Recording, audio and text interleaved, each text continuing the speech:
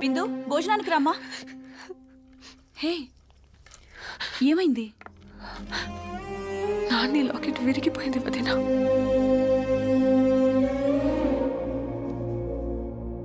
నాని తిరిగి రాడని నీకు తెలుసు.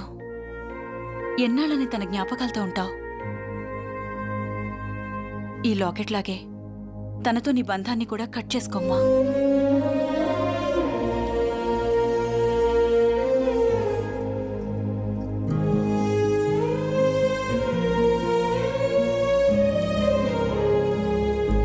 నా ప్రేమ నీకింకా ఓ కల అని